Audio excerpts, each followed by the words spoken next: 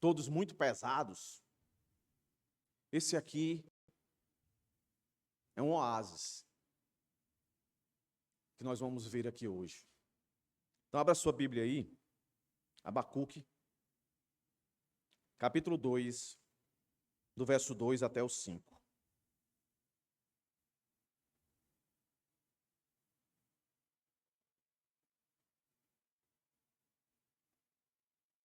É a segunda resposta de Deus para o segundo questionamento, queixa de Abacuque. Mas que eu dou por tema a justiça de Deus registrada. O que eu quero que você se agarre aqui é nessa palavra registrada. É essa que dá toda a direção do que nós vamos falar aqui hoje. Registrada. Tá certo? Que texto maravilhoso, meus irmãos. Que texto maravilhoso. Vamos ler. Verso 2, capítulo 2 de Abacuque. O Senhor respondeu e disse: escreva a visão, torne-a bem legível sobre tábuas, para que possa ser lida até por quem passa correndo. Porque a visão ainda está para se cumprir. No tempo determinado, ela se apressa para o fim e não falhará. Mesmo que pareça demorar, espere, porque certamente virá, não tardará. Eis que a sua alma está orgulhosa. A sua alma não é reta nele, mas o justo viverá pela sua fé. Assim como o vinho é enganoso, também o arrogante não se contém. O seu apetite é como a sepultura. Ele é como a morte, que nunca se farta. Ele ajunta para si todas as nações e congrega todos os povos. Oremos, meus irmãos, mais uma vez. Senhor Deus e Pai, graças te damos por mais uma vez estarmos aqui, te louvando, te agradecendo. Hoje um dia mais que especial, onde somos lembrados. O mundo lembra, né? Mas não da forma que deveria lembrar. Da tua morte e ressurreição na cruz. Nós aqui, reconhecendo que somos teu povo, somos privilegiados.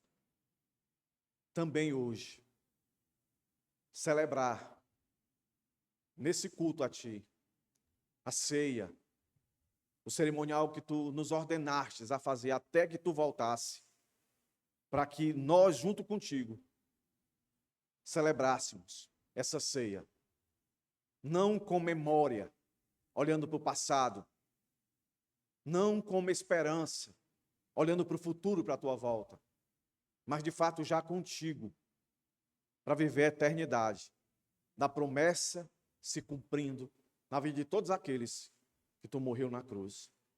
Ó Deus, abençoa-nos mais uma vez com as palavras aqui registradas no livro de Abacuque, do profeta Abacuque, que diz muito, Senhor, para os dias atuais. Somos necessitados e carentes de compreensão, de relevância para nós aqui nessa noite. Perdoa os nossos pecados, nossas falhas, Senhor. Tudo aquilo que nos impede, de fato, de estar diante de Ti e poder ouvir a Tua voz. Perdoa-nos, Senhor, para que, de fato, possamos compreender a relevância, mais uma vez eu te peço, desse texto, para esses dias, para esse tempo, para a minha vida, para a vida de todos esses que estão aqui, da criança ao idoso, do mais instruído ao menos instruído, daqueles que, porventura, estiverem ouvindo a minha voz, passando aqui na frente da rua, ou do lado aqui, não sei, mas que a tua palavra seja, Senhor, eficaz aos nossos corações. Restaura-nos, Senhor, renova-nos, Senhor, salva, é que eu te peço. Em nome de Jesus, nos conduz com prazer, alegria e satisfação a nos alimentarmos da revelação da tua palavra nessa noite. Que as nossas mentes não venham vagar, Senhor, pelas nossas ansiedades, preocupações, pelos nossos medos, ou por qualquer pecado. Que teu Espírito Santo, Senhor, nos amarre, pelo teu poder, as verdades desse texto. Em nome de Jesus é que eu te oro e te agradeço. Amém. Como é que eu vou dividir esse texto aqui, irmãos? Muito simples. A justiça de Deus é certa e clara.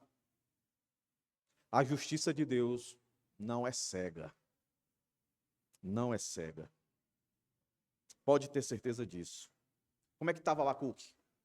Abacuque estava angustiado, lembra? Com o silêncio de Deus e os caminhos misteriosos de Deus. E isso deixava ele oprimido, porque trazia para ele um senso de injustiça que estava reinando.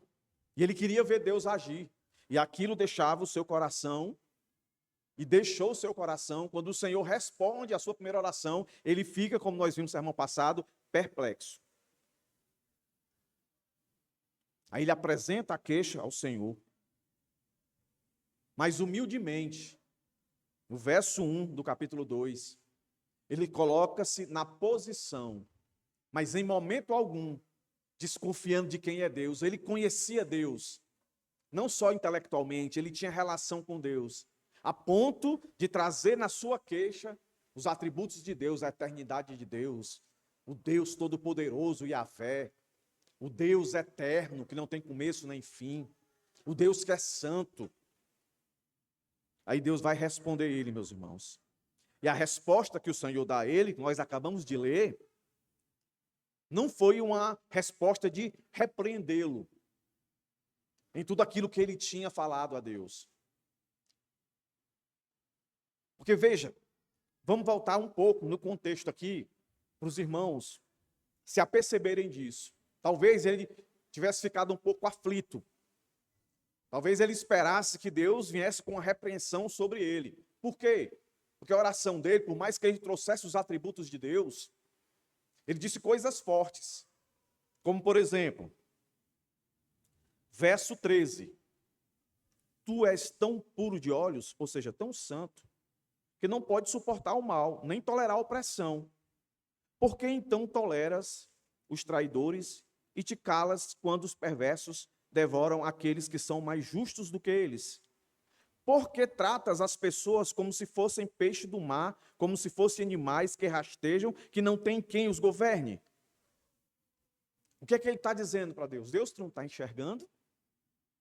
É o nosso segundo ponto. Tu não está enxergando, Deus vai responder a ele. Que ele sabe distinguir quem é o justo, quem é o injusto. Não precisava, não é, que Abacuque apelasse nesse sentido. Deus responde ele aqui. E quando chega no final do capítulo 2, no verso 17, ele diz: mas será que ele continuará a esvaziar sua rede? Será que continuará a matar os povos sem dó nem piedade? O que é que ele está querendo de Deus? Que Deus diga alguma coisa. Se há alguma coisa além desse juízo de Deus sobre o seu povo. Se há, aí o Senhor responde ele exatamente o nosso primeiro ponto. Deus vai ratificar o que ele disse. Porque ele não se atentou. Deus já tinha dito para ele que ele ia tomar as providências com aqueles que ele levantou para fazer a sua justiça sobre o seu povo injusto. Ele disse isso, mas Abacuque, ele não se agarrou a isso. Onde foi que ele disse? No 11, no verso 11 do capítulo 1. Então passam como passa o vento e seguem adiante. Tornam-se culpados estes cujo Deus é a própria força.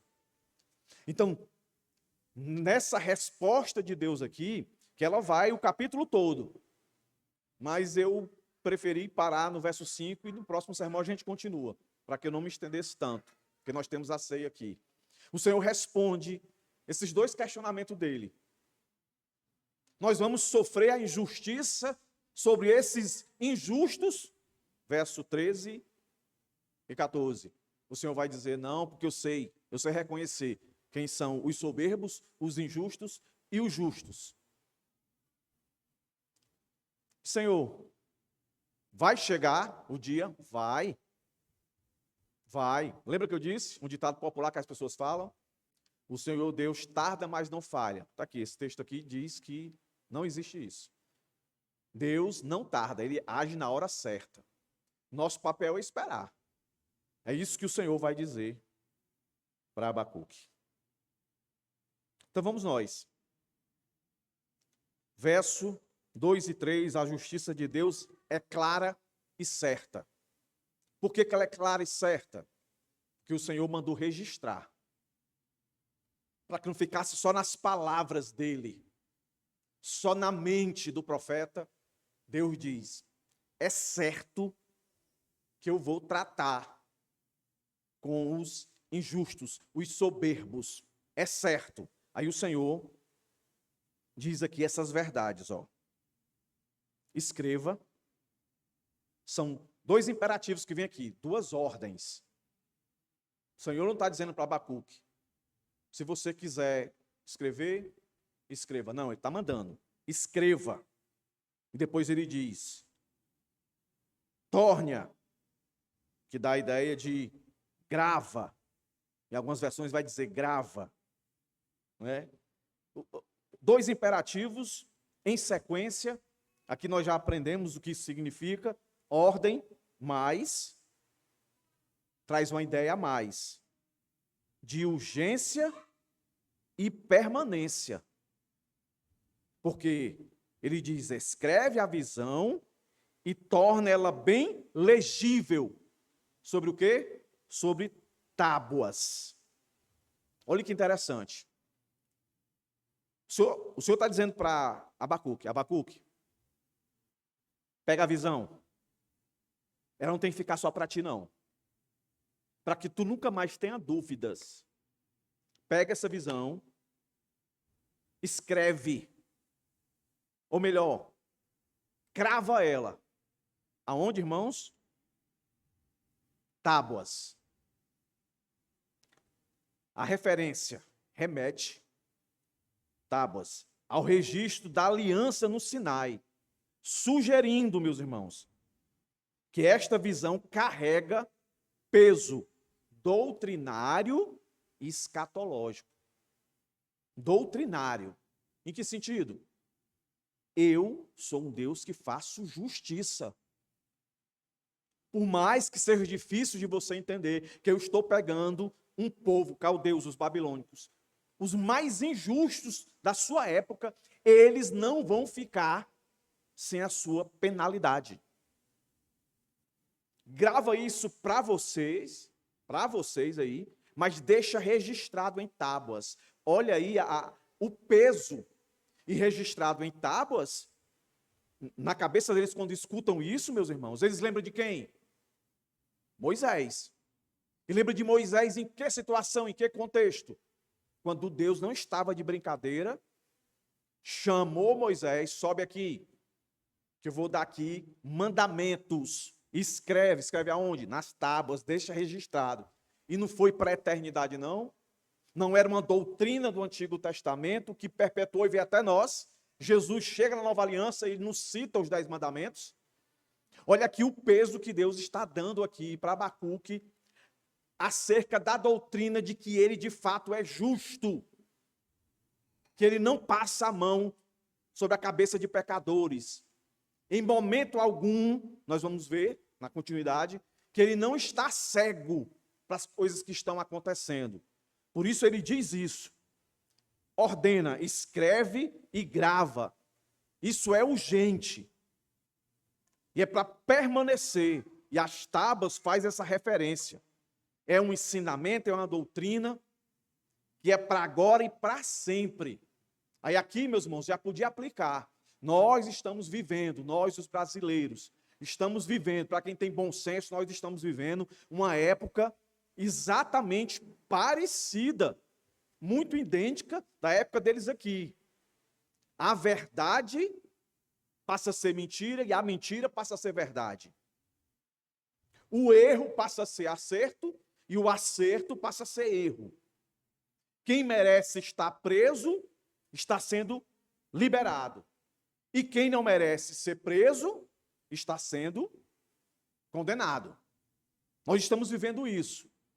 Aí, se a gente não tem essa doutrina, essa percepção de que Deus está vendo e de que Deus age do jeito que Ele quer, Ele não tem que dar satisfação a gente, olhando para esse texto, a gente tem que acalmar o coração.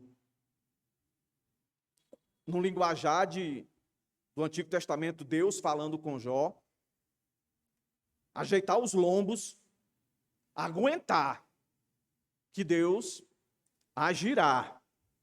E olha que interessante, meus irmãos. Logo depois dele dizer para escrever, para gravar nas tábuas, ele é bem específico, Deus. Qual é o objetivo disso? Olha aí, irmãos. Para que possa ser lida até por quem passa correndo. Até por quem passa correndo. O que é que o Senhor quer ensinar aqui a Abacuque e a nós? Eu quero que todo mundo veja com clareza e tenha acesso a essa doutrina, essa informação. Eu quero enfatizar quem sou eu, o que é que eu faço, o que é que eu farei. É isso.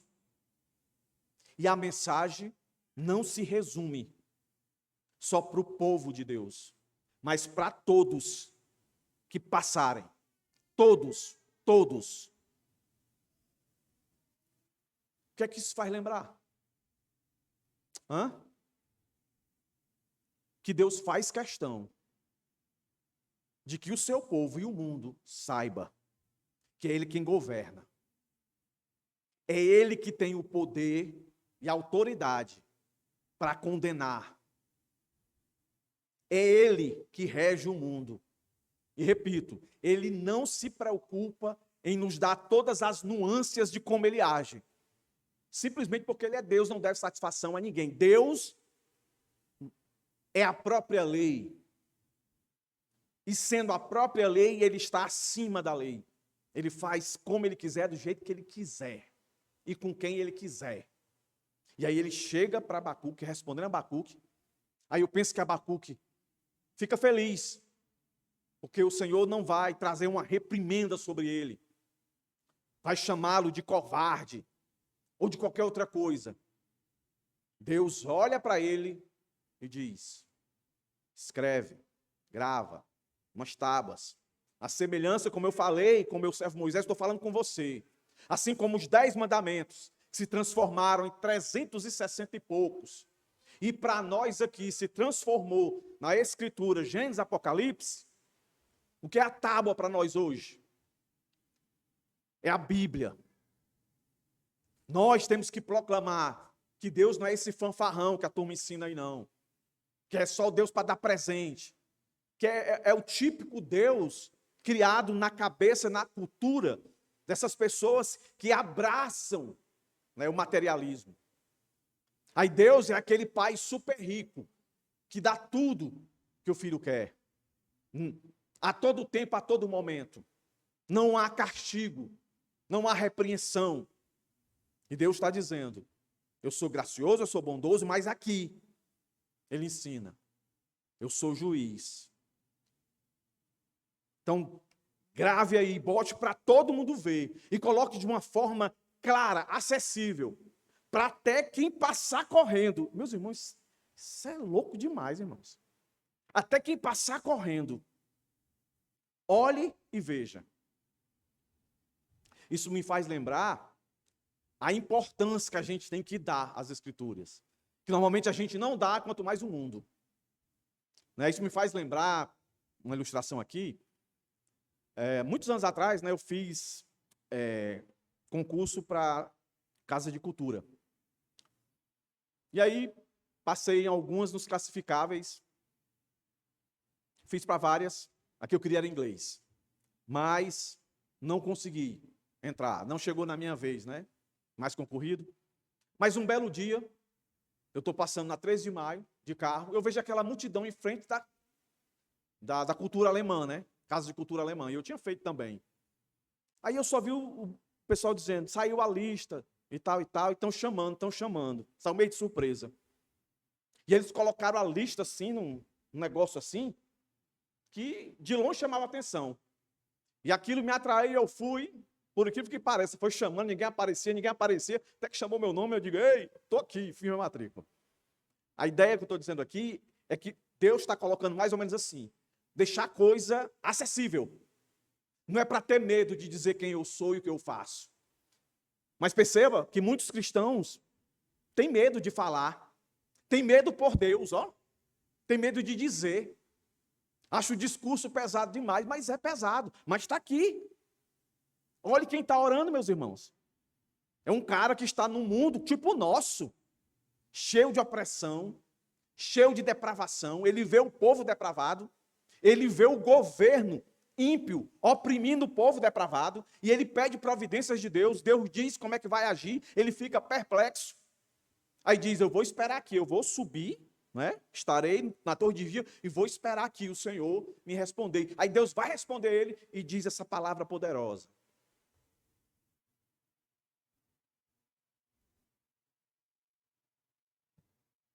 A minha justiça é certa, Abacuque. E tem que ser claro. Não use meias palavras. Não use de eufemismo. Os irmãos sabem, eufemismo, palavras para suavizar uma verdade que dói, né? Fulano descansou, né? Fulano teve um mal súbito. Aí o Senhor está dizendo aqui, ó, eu quero que você seja claro para alcançar essas pessoas. Claro, use de clareza. E aí o que ele vai dizer mais no verso 3? Olha que interessante. Porque a visão, aí é para tratar o coração ansioso. Ansioso de Abacuque e tratar os nossos. O grande mal da humanidade, incluindo os cristãos, é a ansiedade. Por isso que tem lá Mateus 6, para a gente ler e lembrar. Que a gente não pode viver. É impossível não ter ansiedade, mas não pode viver ansioso. Aí está aqui mais um motivo. Porque Deus é que decide a hora que ele vai agir.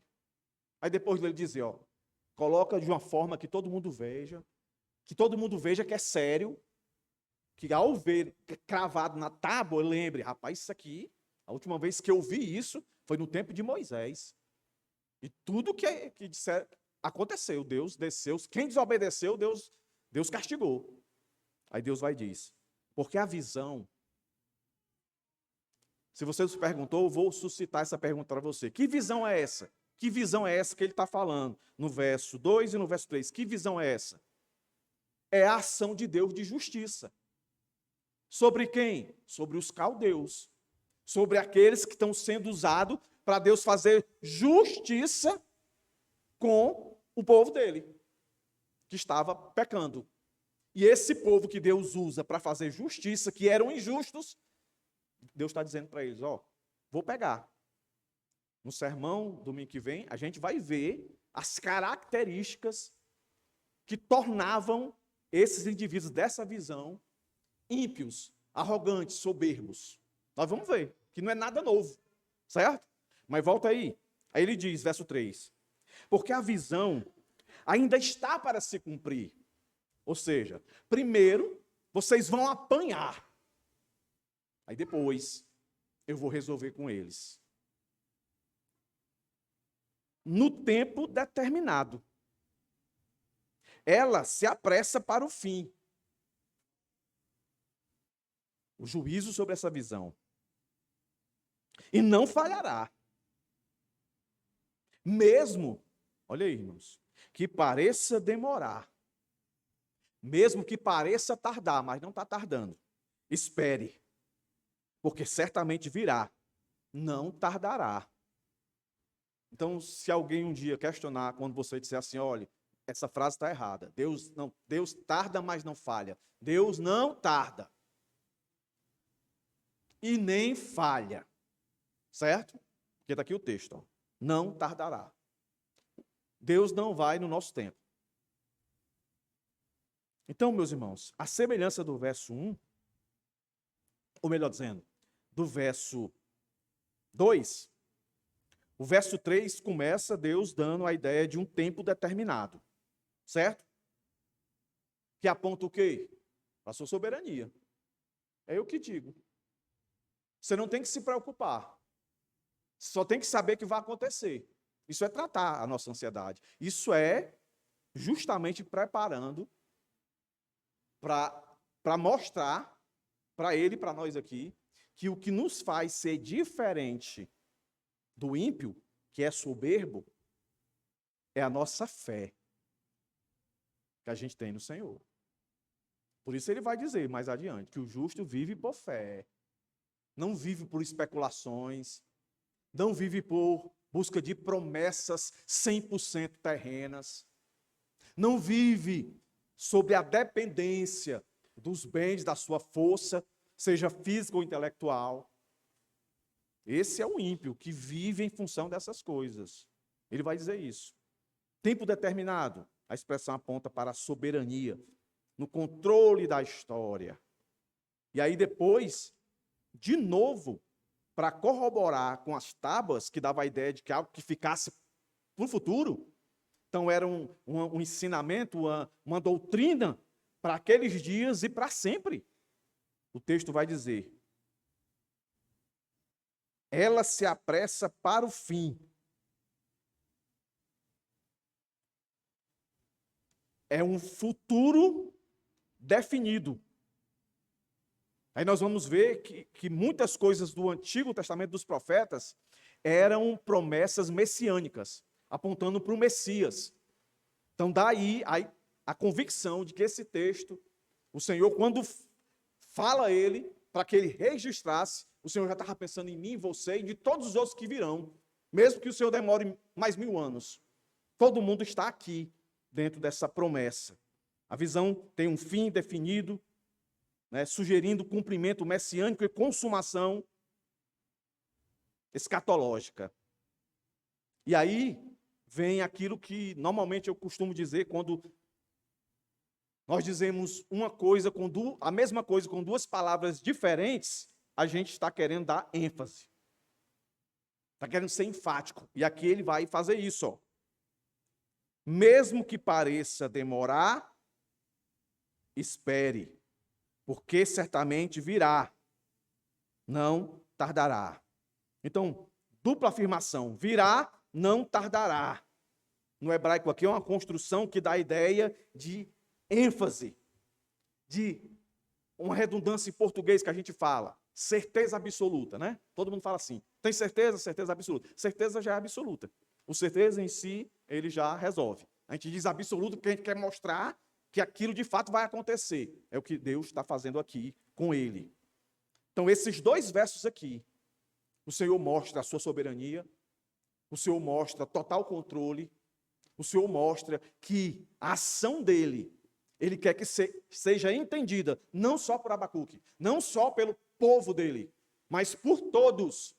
E isso, na percepção de Abacuque, é para Abacuque entender. Então, eu estava orando a Deus e vendo um problema só do meu contexto.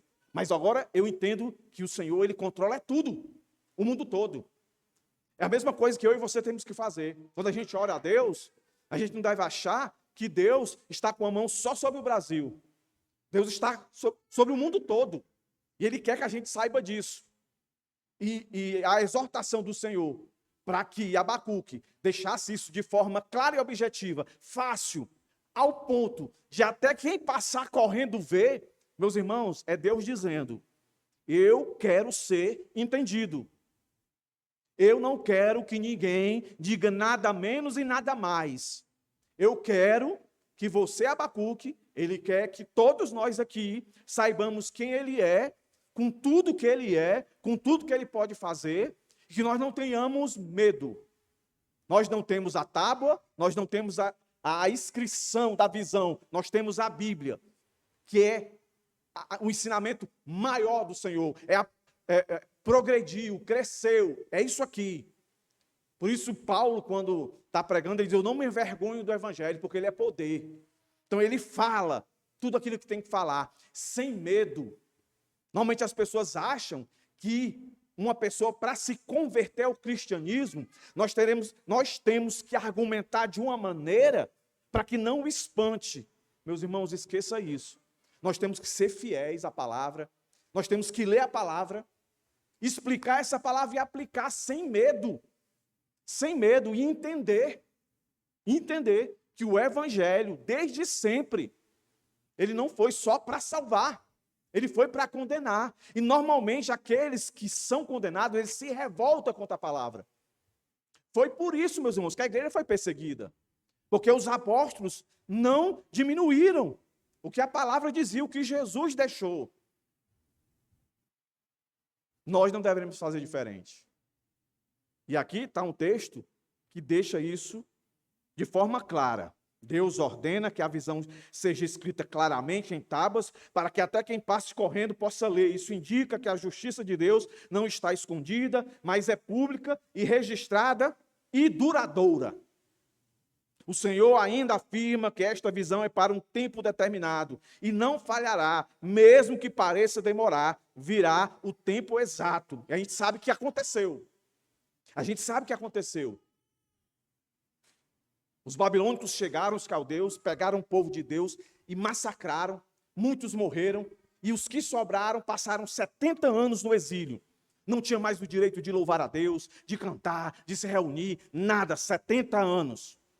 Mas foram 70 anos exatos. Jeremias deixa isso claro. Sai, Esdras e Neemias confirmam isso. Ele sai. Depois que ele sai, tudo que o Senhor disse aqui se cumpriu. Acabou a Babilônia. Nabucodonosor não resistiu à ira do Senhor. Acabou. Lembre-se, tudo isso é uma prefiguração, mas não ilustrativa, real, que isso aconteceu, mas prefigura um juízo final, quando Deus vier, na pessoa de Jesus Cristo. E aí, meus irmãos, todo olho verá. E aí não vai ter escapatória. E até lá, o nosso papel é dizer isso. Nós temos a pedra aqui, ó, palavra de Deus. Dizer isso, sem medo. Então, nos dias de hoje, também somos convidados a confiar em Deus, que fala com clareza e cumpre o que prometeu. Mesmo quando não vemos mudanças imediatas, devemos esperar com fé, pois a justiça de Deus não falha. Ele diz isso no finalzinho do verso 3. Porque certamente virá, não tardará. E veio. Certamente Abacuque não viu. Mas o que menos importa é isso. Se eu vou ver ou se você vai ver. O que nós temos que crer e confiar é que vai acontecer. Jesus virá. Então a visão de Abacuque, no verso 2 e 3, recebida, perpetuada, divulgada, aguardada, irreversível, assegura que a justiça divina se cumpre no tempo certo, como registrado nas Escrituras. Então, resumindo, o que é que o Senhor queria dizer com essas palavras do verso 2 e 3? Divulgue o que você recebeu. Que essa divulgação seja perpétua. E que aguardem. E não se frustrem. Porque eu vou agir. Pode ficar seguro disso. Eu vou agir. No meu tempo, eu vou agir. É o Senhor dizendo, a minha justiça, ela é clara e certa. Não duvide disso. Não duvide disso. Aí vamos para o segundo ponto. Ela não é cega. No símbolo da nossa justiça aqui humana, né, que está lá em Brasília, a estátua ela tem uma venda nos olhos, né? Eu passei muito tempo para entender aquilo. Mas a ideia é de que a justiça é cega. Ou seja, ela é imparcial. Ela vai, que não é nada do que está acontecendo aqui nos nossos dias, e nem estava acontecendo nos tempos de Abacuque. A ideia da faixa aqui é que você não vai olhar e decidir por emoção, e nem por ficar de um lado de um ou de outro.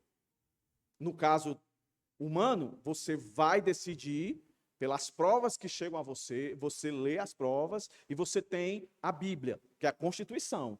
Aí você vai ver se está ferindo as leis, os códigos penais e tudo mais. É pura letra, é extremamente racional. E quando eu digo que a justiça do Senhor não é cega, é justamente isso. Deus age porque Ele conhece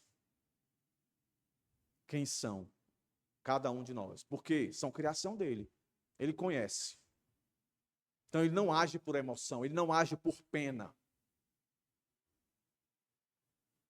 Mas o cega aqui é fazendo um trocadilho para as perguntas que o Abacuque fez, o verso 13 e 12. É como se ele achasse que Deus não estivesse sabendo quem é o justo e quem é o injusto. Por quê? Porque na hora que ele pediu para Deus punir, diz, eu vou punir o que está acontecendo. E pegou o mais injusto. Ele disse, será que Deus não sabe distinguir quem é um justo e quem é um injusto? Aí Deus vai responder para ele agora. Em algumas versões começa, eis o soberbo. Na minha versão não aparece a palavra soberbo, mas está aqui. Eis que a sua alma está orgulhosa. Normalmente o soberbo é orgulhoso. A sua alma não é reta nele. Em quem? Em Deus. Mas o justo, olha aí, irmãos, eu sempre faço esse exercício, porque o que acontece comigo quando eu estou estudando o texto? Eu faço pergunta. Por que aqui, quando o Senhor está comparando o injusto com o justo, por que o Senhor não usa o mesmo paralelo? Vê se vocês me entendem. Na minha cabeça, quando eu estou vendo o texto assim, por que o Senhor não fez assim? Eis que a sua alma está orgulhosa. A sua alma não é reta nele. Mas o justo, ele não se orgulha. Mas o justo, ele anda nos meus caminhos. Não é? A ideia seria essa, né? O contrário. Por que ele é soberbo? Porque ele é orgulhoso, ele é soberbo, ele é orgulhoso, ele só pensa nele. Ele quer que todas as coisas girem em torno dele. Deus é ele mesmo. E ele, por ele ser Deus mesmo, ele anda no caminho dele. Ele não anda no caminho reto. Reto é a ideia de certo, correto de Deus. Porque para ele o caminho reto é o que ele quer. Aí qual a ideia? Então, o crente, o justo, ele não anda no caminho que ele quer. Ele anda no caminho de Deus. Aí ele é santo. Né? Mas só que perceba, tinha que ser pela fé. Porque quando Deus está respondendo aqui a Abacuque, meus irmãos, Deus não quer que Abacuque pense, e nem nós, que nós merecemos que Deus haja em nosso favor, porque nós somos melhores do que os ímpios. Nós não somos melhores do que os ímpios, meus irmãos. A gente peca do mesmo jeito. A gente desonra a Deus do mesmo jeito.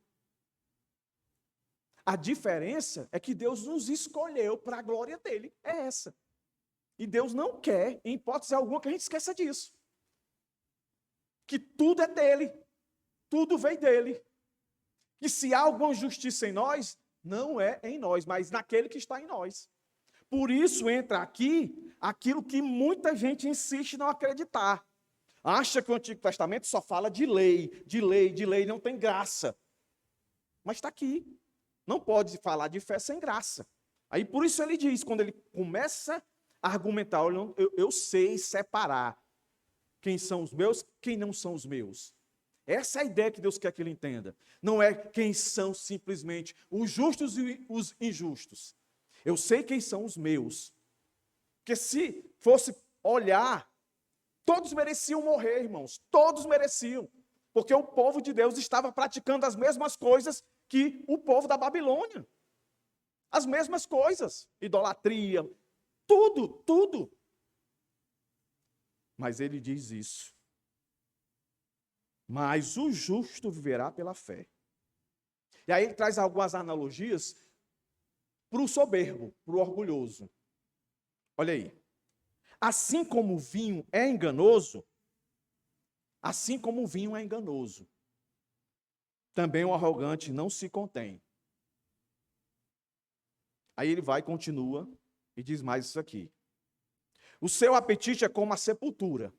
Então ele está comparando o soberbo, olha como Deus quer ser claro, que ele sabe a diferença do justo para o injusto. O justo vive pela fé. O ímpio não.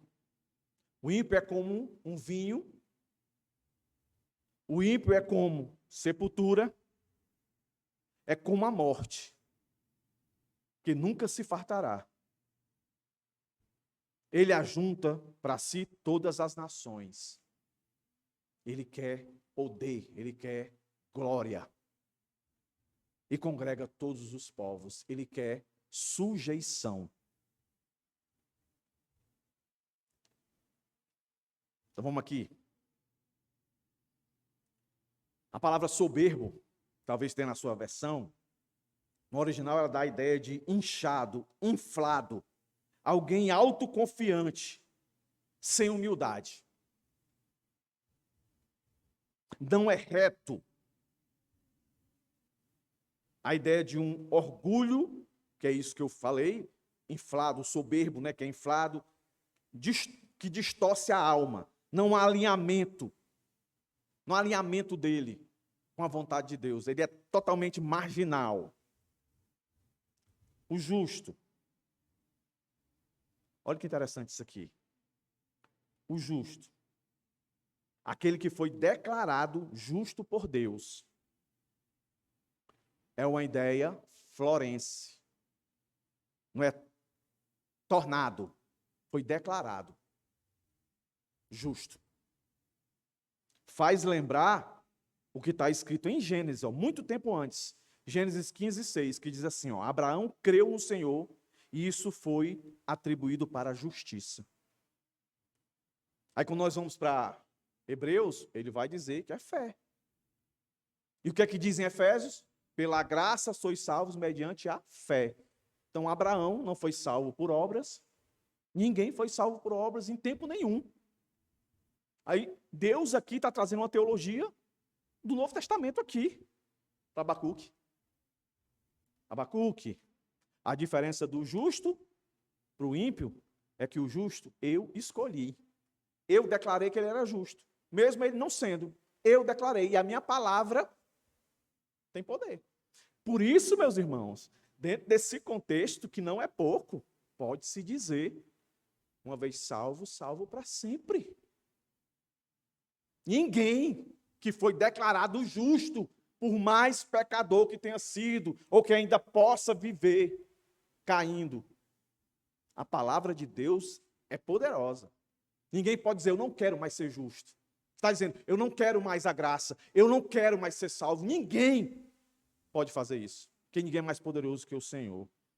E eu disse para os irmãos, quando eu fiz o primeiro sermão de panorama, que aqui é a primeira vez que aparece essa expressão, o justo viverá por sua fé. Aqui, mas aparece em Romanos 1:7, em Gálatas 3:11, em Hebreus 10:38. Então, em Romanos 1:7, Paulo cita Abacuque, que ele pega daqui, certo? Como chave para a justificação. A declaração de que aqueles que estavam ali eram justos. E Satanás, ele acusa. Está lá Romanos 8, não há acusação sobre os escolhidos de Deus, sobre o justificado de Deus. Aí nós tivemos um sermão aqui, no diácono Eliseu, falando sobre o advogado. Não é? O crente pecou, ele é impulsionado a se arrepender. Ele é impulsionado a ter convulsão em olhar para o pecado dele e sentir que não está certo aquilo dali. É o Espírito Santo que joga ele contra a parede.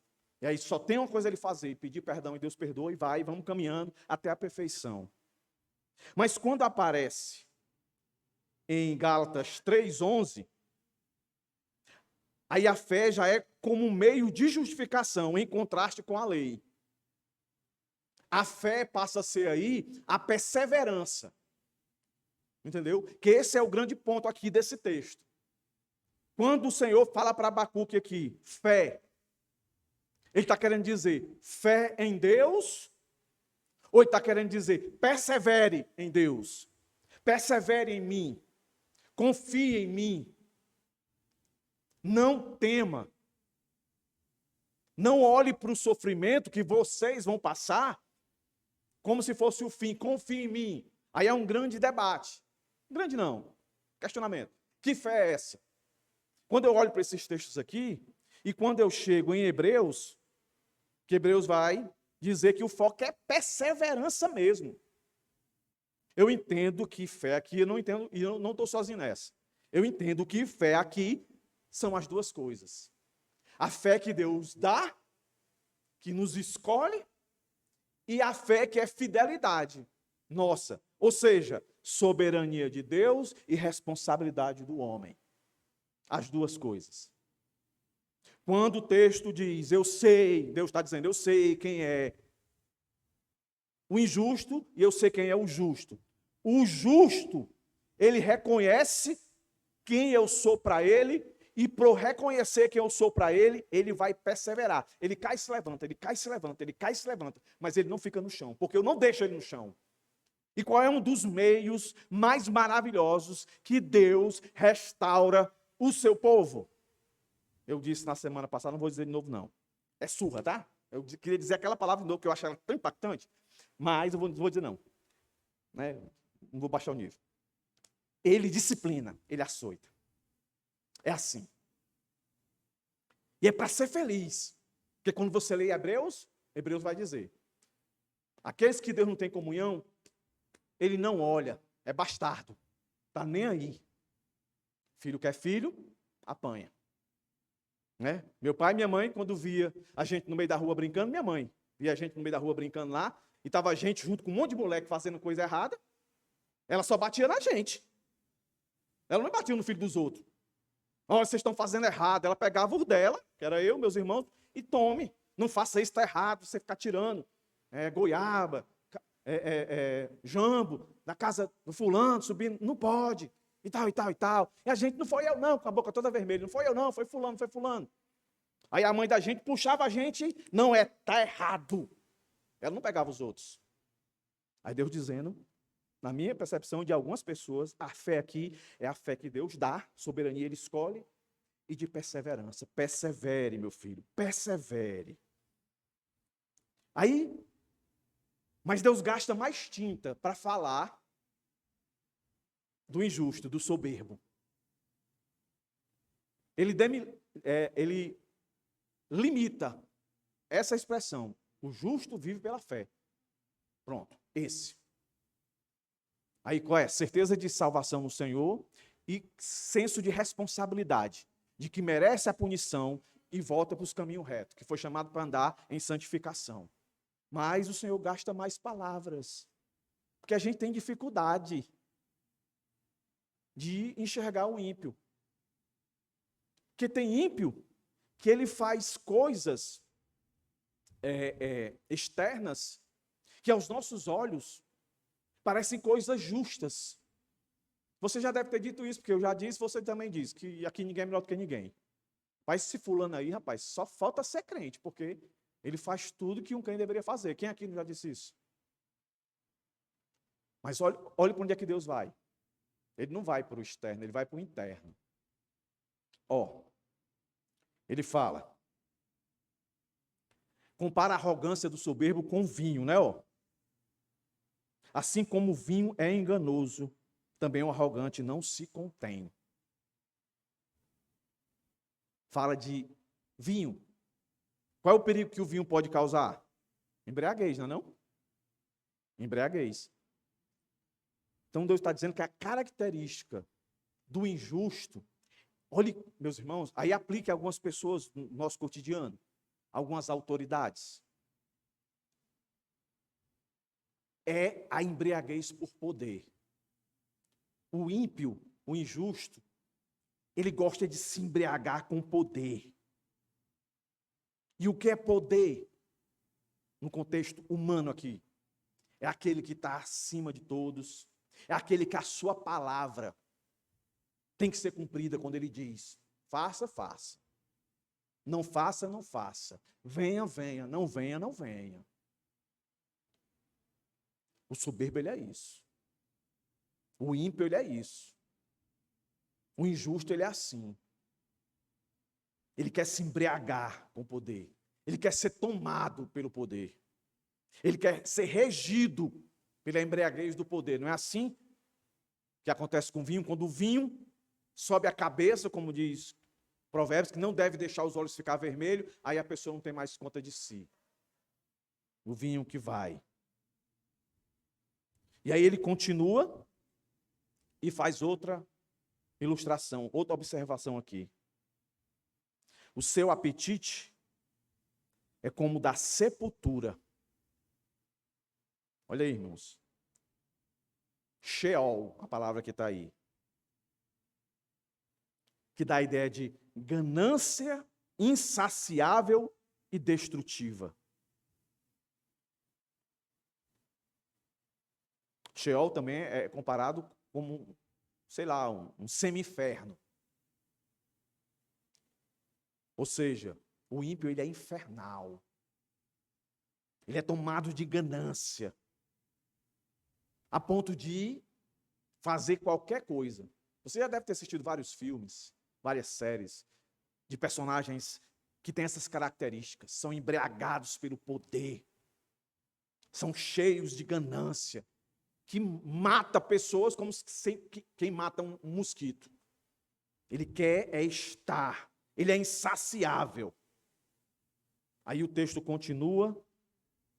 Ele é como a morte, que nunca se farta. Olha aí, irmãos, como a morte. Você acha que há possibilidade? Pense aí. Há possibilidade, pelo menos em 1 minuto, a morte não se apresentar no mundo? Você acha que você marcar no relógio agora, a gente marcar agora no relógio, 1 minuto. 1 minuto, ninguém vai morrer no mundo. Ninguém vai morrer no mundo. Você acha que isso é possível? Você acha, irmãos? Isso é possível? Marcar no relógio aqui, 1 minuto, ninguém morre. Morre, irmãos. 1 segundo, morre. Enquanto eu estou falando aqui, a morte tragou um monte de gente. Olha o que é que o Senhor está dizendo que o soberbo é.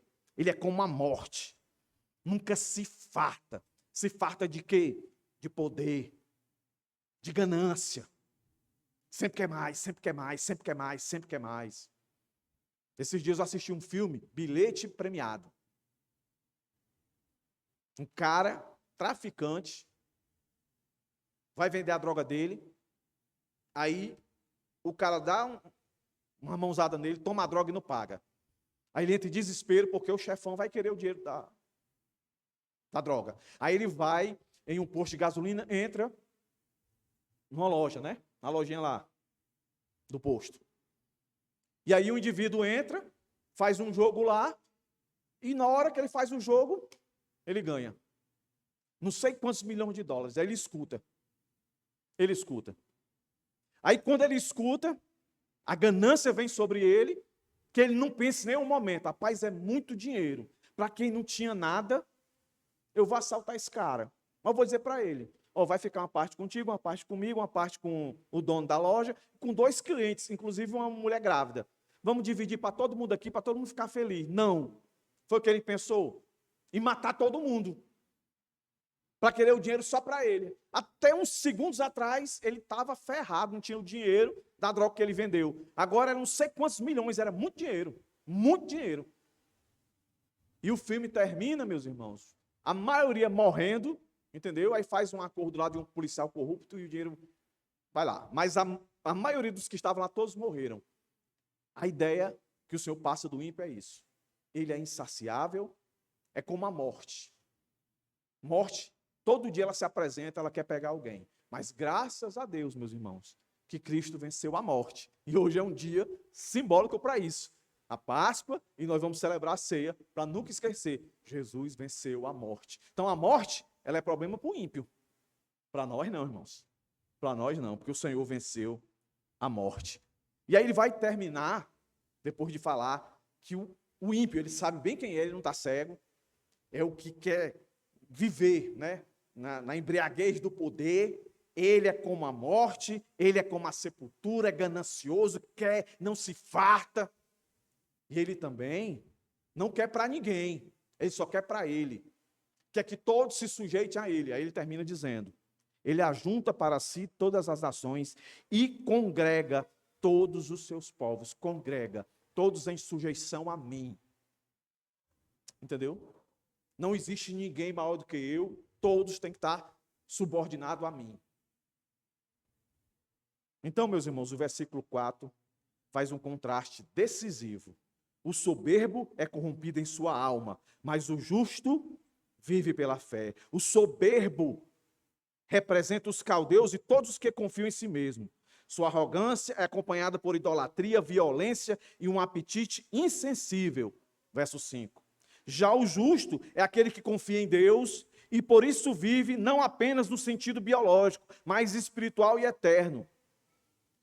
Esta é a base da doutrina da justificação pela fé, citada em Romanos, Gálatas e Hebreus.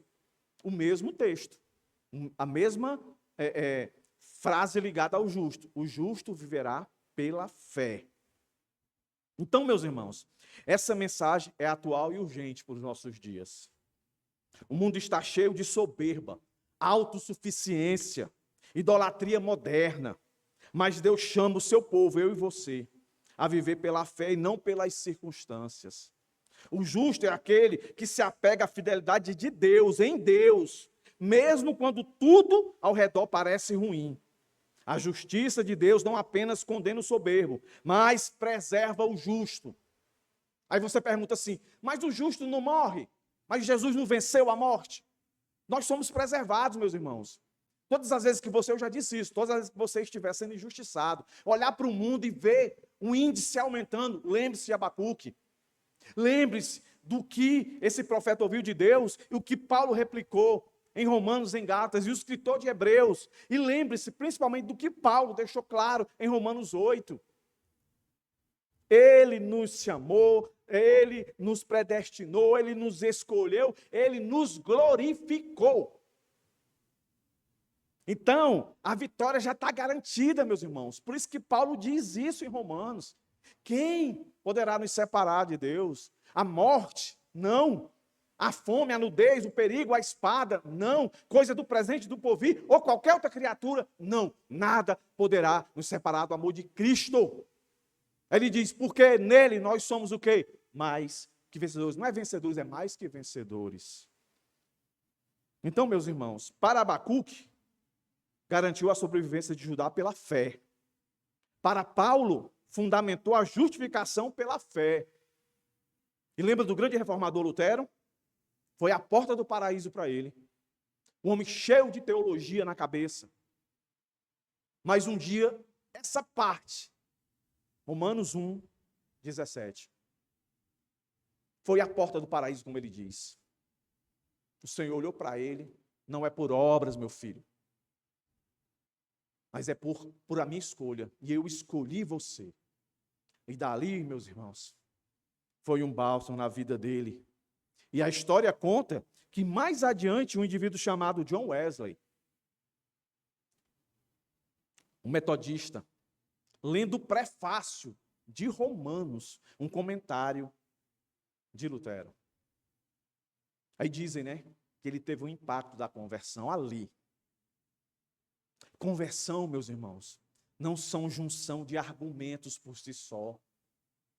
Não é simplesmente a explanação da palavra de Deus. Porque o diabo falava a palavra de Deus. Muitas pessoas olham para o texto sem ser crentes, sem ter transformação nenhuma. Ele consegue entender o que é que o autor está querendo dizer. Ele consegue perceber tudo isso. Mas palavra de Deus para salvar não é simplesmente falá-la. O poder de Deus tem que agir através dela. E não precisa de muito. Não precisa de muito.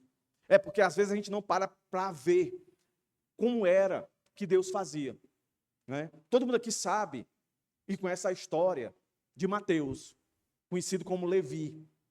Como foi a conversão dele, meus irmãos? Como foi a conversão dele? Hã? Como foi? Jesus ia passando, ele estava lá, bem empregado, concursado, trabalhava na coletoria, estava lá, dia de trabalho. O Senhor passa e diz, segue-me. Não entregou nenhum folheto, nada contra entregar folheto, tá, irmãos? A turma da missão está por aí. Mas o foco é Deus agindo. Se Deus agir, acabou-se. Levanta e anda. O cara saiu, se levantou e foi embora. Chega para um monte de pescador. Estão pescando, não é? Não. Joga rede. Não, já jogou. Tempão aqui. Que é experiente, rapaz. Aqui tem muito tempo de pesca. Joga para o outro lado. Rapaz, vou jogar em consideração. Aí deu uma lição. Eu vou fazer de vocês pescadores de homens. Almas, homens. É ele que escolhe. Nós só somos instrumentos. Então o que é que eu faço, pastor? Não distribuo mais folheto, não? O pessoal da missão aqui, que o senhor orou, não vão mais, não? Vão. Mas vão. Confiando não no conhecimento que tem, mas no Deus que tem.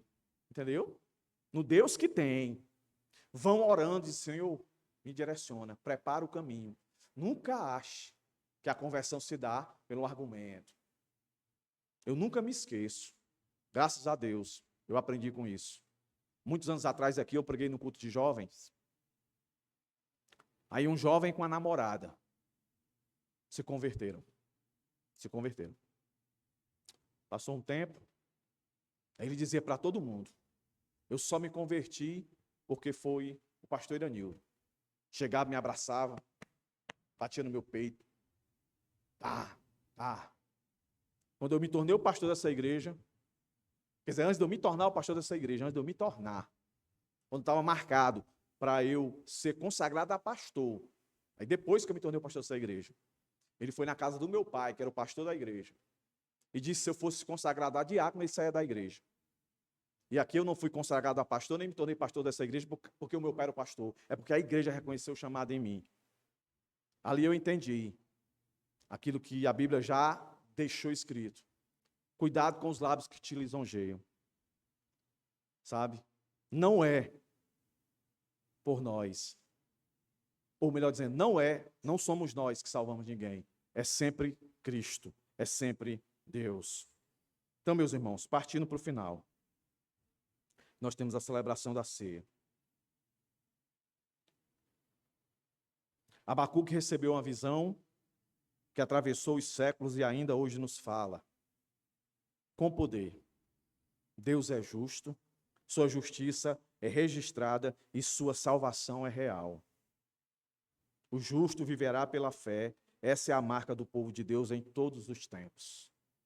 A justiça de Deus está revelada, está escrita, está aqui, ó. Está garantida diante da soberba do mundo para confrontá-la. Da demora aparente para dizer que Deus agirá. Em meio à angústia e ao sofrimento, que possamos, como Abacuque, permanecer firmes, crendo que aquele que prometeu é fiel. Ainda que tudo pareça escuro, a luz da fé nos conta, mas o justo viverá pela fé. E aqui eu quero ser bem literal, irmãos. Eu quero ler, não quero parafrasear. Meus irmãos, a palavra do Senhor hoje nos confronta a consolar com a verdade eterna. O justo viverá por sua fé. Essa é a justiça de Deus registrada, revelada e garantida. Diante do mundo, tomado pela soberba, onde tantos confiam em sua própria força, somos chamados a confiar em Deus, mesmo quando os caminhos dele parecem difíceis de entender. E talvez você esteja perplexo com alguma situação, enfrentando perdas, dúvidas, injustiças ou silêncio de Deus. Mas hoje, o Senhor te convida a viver pela fé. Viva com firmeza. Isso é viver pela fé. Viva com firmeza. Não desista. A promessa de Deus não falha. Se parece demorar, espere por ela, porque ela virá. Continue firme, mesmo sem entender tudo, pois Deus continua sendo Deus. E seja um testemunho vivo.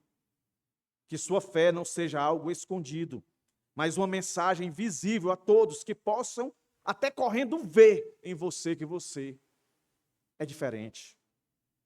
Que sua vida grite que Deus é fiel, que a salvação é real e que existe um povo que vive não pelo que vê, mas por aquele em quem crê. Então, hoje, se você está cansado, abatido ou confuso, levante-se pela fé. Como Abacuque, suba a torre da vigia, da confiança. Firme-se na palavra e declare com esperança: o justo viverá pela sua fé. Essa é a sua escolha hoje. Viva pela fé e não pelo medo. Confiar na promessa e não nas aparências. Esperar no Senhor e não se desesperar. Meus irmãos, termino aqui. Que essa seja a nossa decisão, a nossa oração e o nosso testemunho. Amém. Vamos ficar de pé. Convido os irmãos